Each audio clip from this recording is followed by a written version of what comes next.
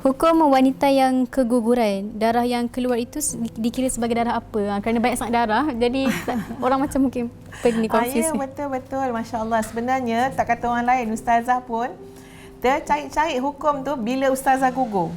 Ya, bila dah mengalami keguguran, tanya ustaz, ya, nak sahih lagi, tanya juga kawan-kawan kita yang perempuan yang pernah gugur, macam mana rujukan dia dan sebagainya. Sehinggalah bila kita buat ulang kaji balik, kita bertemulah dengan apa yang kita pernah belajar dalam bab darah ataupun hukum keguguran. Jadi Ustaz nyatakan kat sini, para ulama mengatakan tidak disyaratkan untuk mensabitkan hukum nifas bahawa bayi yang lahir itu mestilah dalam keadaan sempurna kejadiannya, dan juga tidak disyaratkan bayi itu hidup.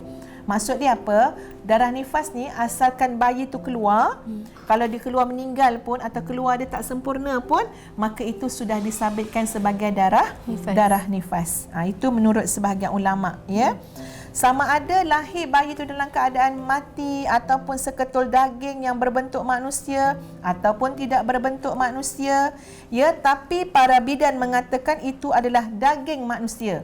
Maknanya yang keluar tu nampak tu daging manusia, tak kisahlah macam mana rupa dia, maka sabitlah hukum nifas, dan jadilah ia sebagai ibu. Ini adalah pendapat yang dipegang dalam mazhab Syafi'i dan mazhab Hambali.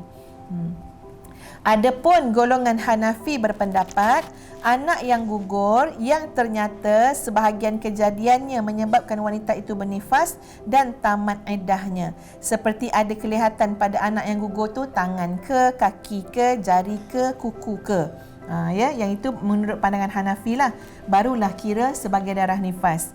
Jika tidak ternyata kejadiannya seperti keguguran yang berlaku sebelum 120 hari, iaitu 4 bulan, maka wanita itu tidak menjadi seorang yang bernifas dan darah yang dilihatnya dikira sebagai darah haid.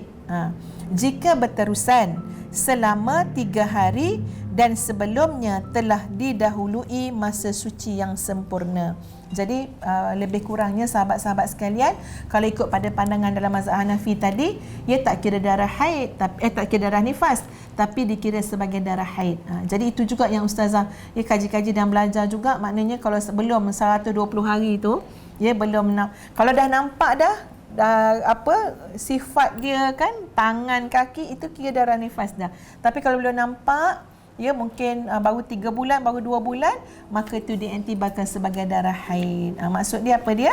Akan ikutlah kepada hukum hakam haid. Sebab hukum hakam nifas lain pula. Kalau nifas, paling lama adalah 60 hari. Lama tu. Kalau haid tadi 15 hari je.